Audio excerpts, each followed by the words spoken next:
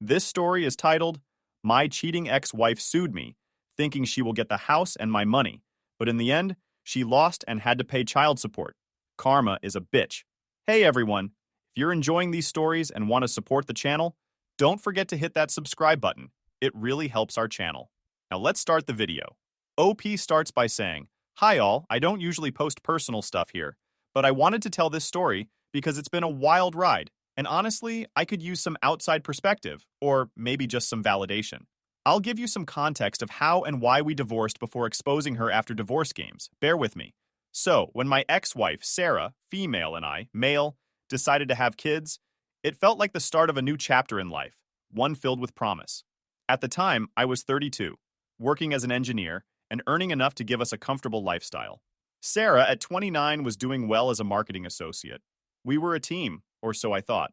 The first sign that things were shifting came shortly after our daughter Emma was born.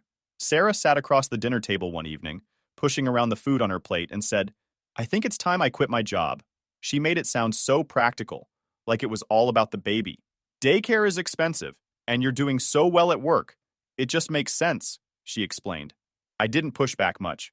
I loved Emma, and if staying home with her made Sarah happy, I figured it was a win-win. But within a week, her priorities started showing themselves. The first request was a new car. Her old sedan wasn't cutting it anymore. Do you really want me driving our baby around in something that unreliable? She asked. I caved. It seemed reasonable at the time. Then came the clothes. None of my pre-baby wardrobe fits, she said, as if she hadn't been complaining about her outdated style even before Emma was born. When I hesitated, she threw in, It's not just for me. I need to look put together for Emma's sake. Spa appointments soon became a weekly thing. Her reasoning? Pregnancy changes your body in ways you'll never understand.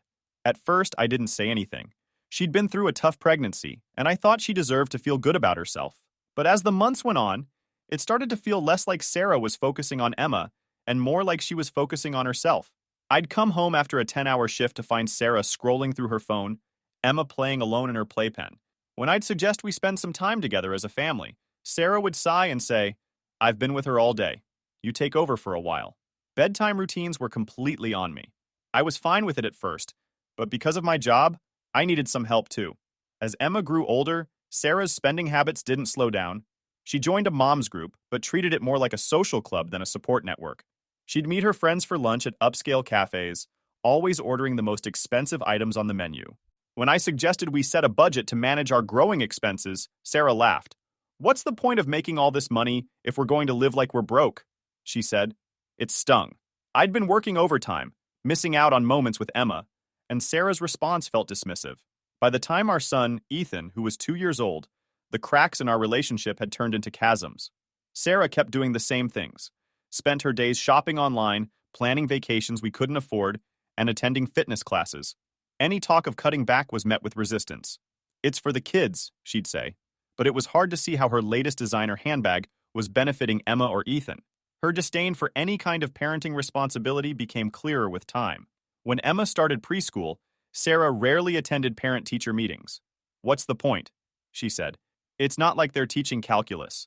I started to feel like a single parent, even though Sarah was physically present. The late-night feedings, the tantrums, the scraped knees, those were all on me. And whenever I brought up how I felt, Sarah turned it into an attack on me. You're always at work, she'd say. Maybe if you were more present, I wouldn't have to take on so much. It felt unfair. She wasn't taking on much of anything, but any attempt to say so led to arguments. I was exhausted. Looking back, I should have seen it coming. The small requests that turned into big demands. The dismissive comments about my efforts. The way she always found a way to make everything about her. But at the time, I thought I was doing what any husband and father would do, putting my family first, even if it meant ignoring the red flags. At that time, our lives looked perfect on the surface. We had a nice house, 2 beautiful kids, and enough money to cover our bills and then some. But underneath, the foundation of our marriage was crumbling. Sarah and I were living separate lives, even though we shared the same roof. I kept telling myself it was just a phase, that once the kids were older, things would settle down, that Sarah would find her way back to being the woman I fell in love with. But deep down, I knew the truth. Sarah wasn't interested in building a life together anymore. She was only interested in taking what she could, and I was about to find out just how far she'd go to get what she wanted. Over time, The cracks in Sarah's facade grew harder to ignore. It started with the kids. Emma was only 7, bright and curious, with a knack for asking a million questions about everything. Ethan, at 4, was quieter, always shadowing me or clinging to his sister. They were good kids, messy, energetic, occasionally exhausting, but good. Sarah didn't seem to see it that way. One afternoon, I walked into the kitchen to find Emma crying, her hands trembling as she tried to pick up pieces of a broken juice glass. Sarah stood over her, arms crossed, her face a mask of irritation. "Are you kidding me, Emma?" she shouted. "Do you even think before you do anything? Or do you just go around breaking things for fun?" I stepped in quickly, kneeling to scoop Emma into my arms. "It's just a glass," I said, my voice as calm as I could manage. "Accidents happen." Sarah shot me a look that could have frozen water. "You always make excuses for her," she said, shaking her head. "No wonder she's so careless." I tried to talk to her about it later, after the kids were in bed. "You can't talk to her like that," I said. "She's a child. She's going to make mistakes." Sarah waved me off. "You're too soft on them," she said. "They'll grow up weak if you keep coddling them." It wasn't an isolated incident. She became extremely verbally, emotionally, and sometimes physically abusive. I started working longer hours, not because I needed the money, but because being at home felt like walking into a minefield. Sarah's moods were unpredictable. Some days, she'd act like nothing was wrong, chatting with her friends on the phone, or planning elaborate vacations we couldn't afford. Other days, the smallest thing, a misplaced toy, a late start to dinner, would send her into a spiral of anger that left everyone on edge. The kids began tiptoeing around her, watching her face for clues about what kind of day it would be. I hated seeing them like that. It wasn't just fear, it was confusion. They didn't understand why their mom, the person who was supposed to love them unconditionally, could be so harsh. And then came what I should have expected, a betrayal. I started noticing hotel charge on our credit card. I was going over the monthly statement late one night when the line item caught my eye. $812 for a 2-night stay at an upscale hotel downtown. I stared at it, trying to remember if she had mentioned anything about a trip. Maybe it was part of the moms group she was always talking about.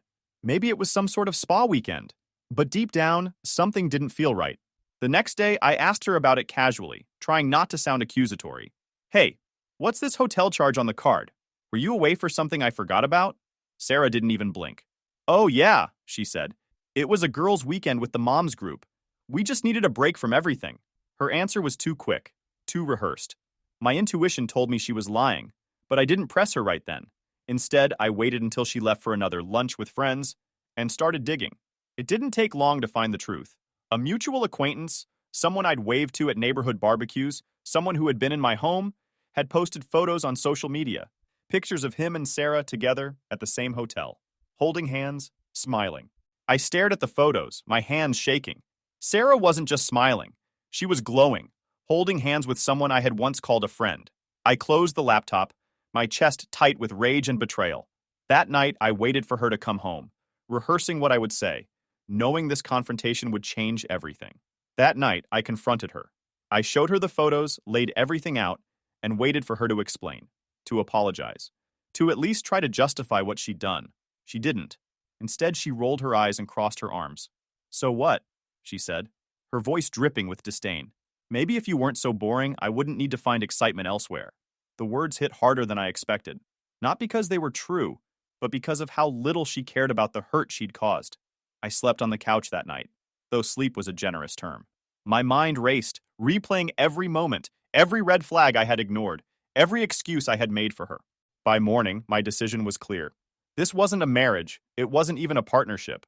It was a toxic, one-sided arrangement where I gave everything I had, and Sarah took without hesitation. When I told her I wanted a divorce, she didn't react with anger or sadness. She laughed. "Good luck," she said, her voice icy. "You'll never manage without me." But as she turned to walk away, I realized something. I already had been managing.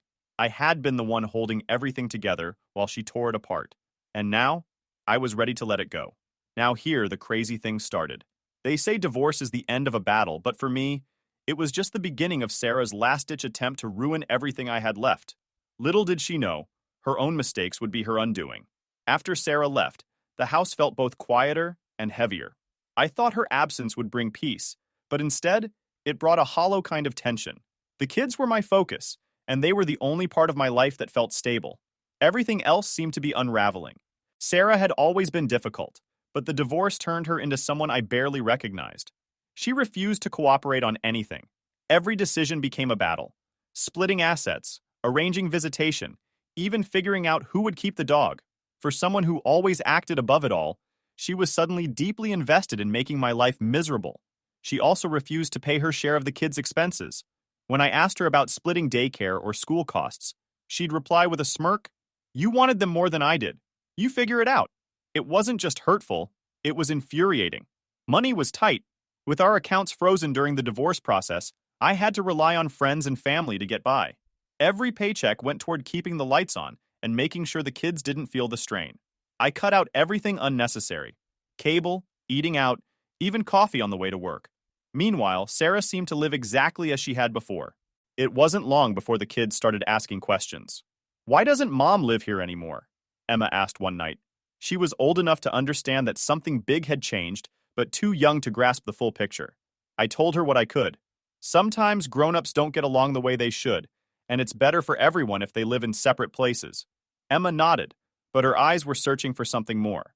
Ethan, on the other hand, didn't ask much. He just clung to me more tightly than ever. Through all of this, Sarah wasn't exactly making an effort to stay connected with the kids. She'd cancel visits last minute, claiming she was overwhelmed or busy with work, though what work she meant was anyone's guess. On the rare weekends she did take them, she treated it more like a chore than quality time. Emma came home once, confused and teary-eyed. "Mom said she didn't have time to play," she told me. "She was on her phone the whole time." I didn't know how to respond. How do you explain to a child that their parent sees them as an inconvenience? I tried my best to fill the gaps Sarah left, throwing myself into every school event, playdate, and bedtime story. It wasn't just for the kids, it was for me. They were my lifeline, the thing that kept me going when everything else felt like it was falling apart. The legal process dragged on longer than I ever imagined, costing me nearly $15,000 in lawyer fees and court appearances. Sarah's lawyer filed delay after delay, arguing over things that didn't even matter. I lost count of the number of nights I stayed up, going through documents and trying to make sense of what she wanted. It wasn't about fairness or even money. It was about control. Eventually, the court sided with me on most issues. I got primary custody of the kids, which felt like a victory, though a bittersweet one. Sarah was ordered to pay child support of $1,200, but she dragged her feet every step of the way. When the payments finally came, they were late and incomplete. One day, as I was going through the mail, I found a letter from her lawyer. Sarah was contesting the child support amount, claiming it was unfair. I couldn't help but laugh bitterly. After everything, she still thought she deserved more. I didn't want to be angry. I didn't want to let her take up any more space in my life than she already had. But it was hard not to feel resentment creeping in. Every time I had to explain to the kids why their mom wasn't around, or figure out how to stretch the grocery budget, I felt the weight of what she'd left behind. At that time, I was devastated. My mom was my only supporter. She gave me a sense of relief being there for me. She constantly provided help. She visited each week and stayed until the evening, helping Emma with her homework and reading Ethan a bedtime story. Before leaving, she hugged me and tried to comfort me. "You're doing a great job, you know. We're proud of you." The kids began to look forward to their grandma's visits. Their bond with my mom strengthened, and that provided my kids a sense of family support that Sarah failed to offer. The first year after the divorce was rough, no sugarcoating it. Every day felt like a grind. I woke up early to get the kids ready for school, rushed to work, and then came home to pick them up, cook dinner, and squeeze in as much time with them as I could before bedtime. It wasn't perfect, but it was honest work, and it felt good to finally have control over my life again, even if that control came with a lot of responsibility. Work became my second anchor. My boss, who'd been understanding throughout the divorce, gave me flexibility when I needed it. I started taking on projects that excited me again, pouring my energy into creating things that made me proud. Financially, things were tight, but I learned to live within my means. I traded in Sarah's old luxury SUV for a reliable hatchback and canceled the memberships and subscriptions we didn't need. The first time I balanced my budget and saw a little left over, I felt a sense of accomplishment I hadn't felt in years. Around this time, I started opening myself up to the idea of dating again, though cautiously. It wasn't about replacing Sarah. It was about finding someone who shared the same values, someone who saw family as a partnership. I wasn't in a rush, but the idea of sharing my life with someone again didn't feel so impossible anymore. I met a wonderful girl, Jennifer, and eventually remarried after 1 year of the divorce and found the stability Sarah's chaos never allowed. Back then, I reviewed the court documents and noticed there was a box that would have stopped spousal support if I remarried, but it wasn't checked. So, I figured I was in the clear. I decided not to pursue a share of Sarah's retirement, even though I could have, dividing assets like a 401k, which would have legally entitled me to part of it. Instead, I let it go and just took the remaining year of spousal support, $12,000 in total. The support had only been ordered for 2 years, so it felt fair enough to me. I thought that chapter was closed for both of us. Ihor. After a week, I received a letter from Sarah's lawyer, delivered on a rainy Thursday afternoon. I had just finished preparing dinner when I found the envelope sitting on the counter where Emma had left the mail. At first, I thought it was another delay tactic regarding her overdue child support. However, Sarah was suing for sole custody of Emma and Ethan. Her claims were as ridiculous as they were infuriating. According to the paperwork, I had manipulated the children into resenting her and had actively poisoned their relationship with her. Sarah demanded full custody, with me relegated to visitation every other weekend. She also wanted me to cover her legal fees, citing emotional distress caused by my supposed interference. When I shared the news with my lawyer, she wasn't surprised. "It's a textbook move," she said, "usually a way to regain leverage. She probably doesn't even want full custody. It's a power play." It didn't matter whether Sarah's motives were genuine or strategic. The thought of her taking the kids away, especially after everything we'd been through, was unbearable. Emma and Ethan, now 12 and 9, had grown up in a stable, loving environment since the divorce. Sarah had been in and out of their lives inconsistently, showing up when it suited her and canceling plans when it didn't. The weeks leading up to the hearing were filled with tension. I explained the situation to Emma and Ethan as gently as I could, without going into too much detail. "Mom wants to spend more time with you," I said carefully, "and the court is going to help us figure out what's best." In court, Sarah presented herself as a doting, devoted mother who had been unfairly pushed out of her children's lives. She claimed I had turned them against her and that she was simply trying to repair the damage I had caused. "I love my kids more than anything," she said, tears welling in her eyes, "but they've been brainwashed to hate me." Her demands were clear and aggressive. She wanted sole legal and physical custody, leaving me with minimal visitation.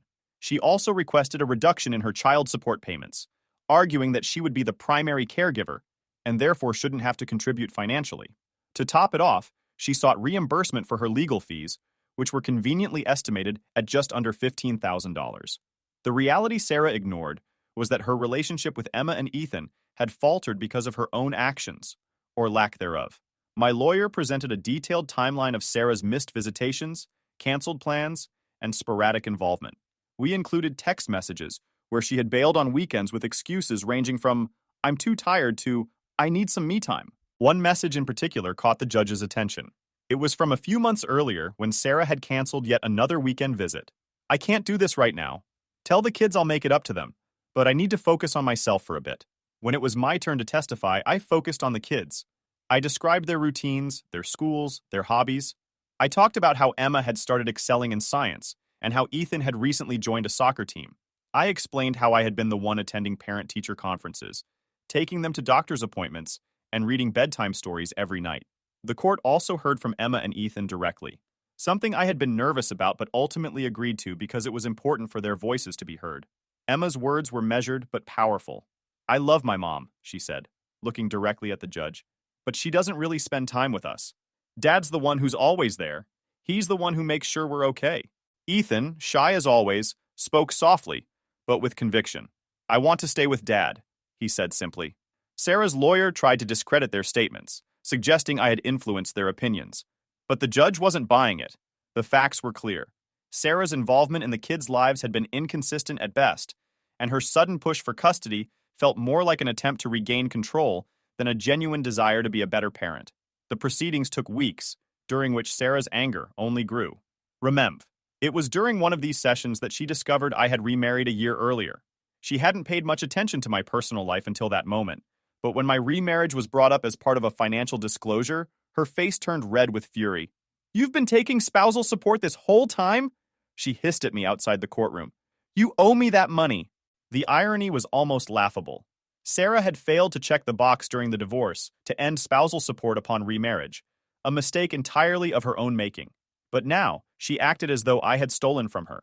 The judge ultimately ruled in her favor on the spousal support repayment, ordering me to return the $12,000 I had received after remarrying.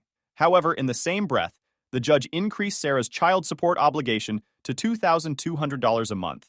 It ended up that I got extra $1,000 a month through minor adjustments, and she repaid herself by dropping her claim to my car. In return, I agreed to let her have 2 extra weeks of summer visitation with our kids, which seemed like a fair trade. When the final ruling was announced, Sarah's demeanor shifted. She dropped her demand for sole custody in exchange for 2 extra weeks with the kids during summer vacations.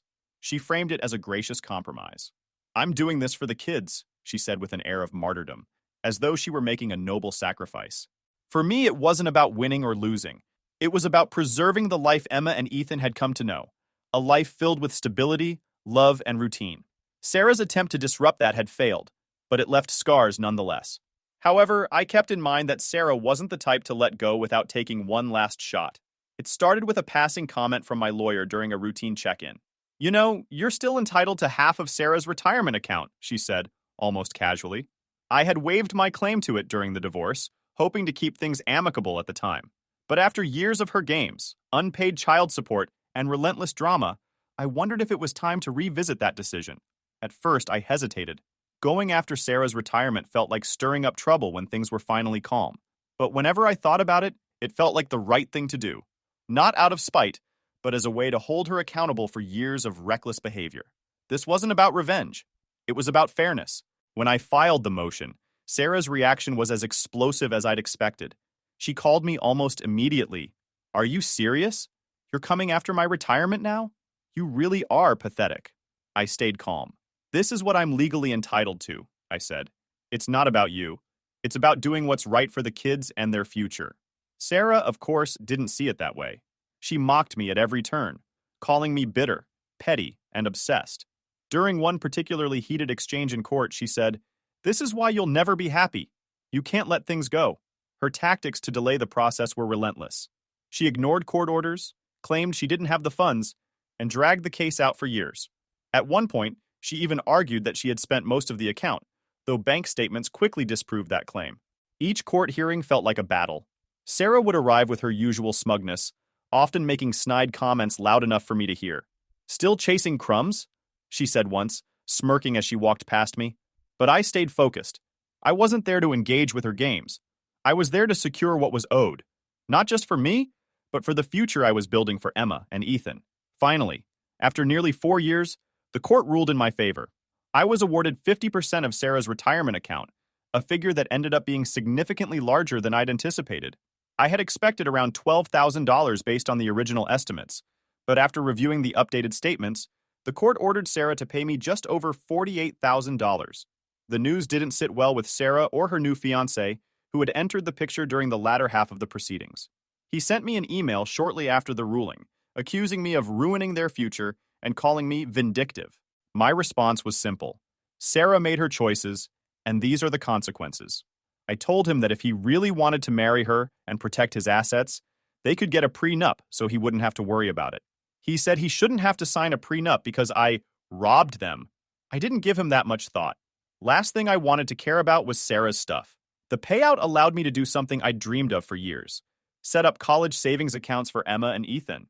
It wasn't enough to cover everything, but it was a start. Knowing that I could give them a better foundation for their futures was worth every frustrating moment in court. As for Sarah, the ruling hit her harder than I think she ever expected. Her social media, once filled with pictures of extravagant outings and updates about her dream wedding, became quieter. Mutual friends mentioned she had started complaining about financial stress, though I didn't pay much attention. For me, life moved on in the best way possible. Jennifer and I continued to grow together, building a home filled with love and stability. Emma blossomed into a confident teenager, excelling in school and dreaming of becoming a writer. Ethan found his footing on the soccer field, his quiet determination shining through in every game. One evening, as we sat around the dinner table, Ethan asked, "Dad, are you happy now?" The question made me realize just how far we'd come. "Yeah," I said, smiling at him. "I really am." Looking back, Sarah's choices had always been about taking money, taking time, taking control. But life has a way of balancing the scales. Her greed, her refusal to take responsibility, it all came back to her in the end. For me, it wasn't about winning. It was about creating a life where my kids could thrive, where they could feel loved and supported, and where we could move forward without the weight of Sarah's chaos dragging us down. In the end, Sarah's greed led her to exactly where she is now, on the outside looking in. And while I don't celebrate her struggles, I don't pity her either. You play greedy games, you win greedy prizes. But for me and my family, we've won something far greater. We've won peace.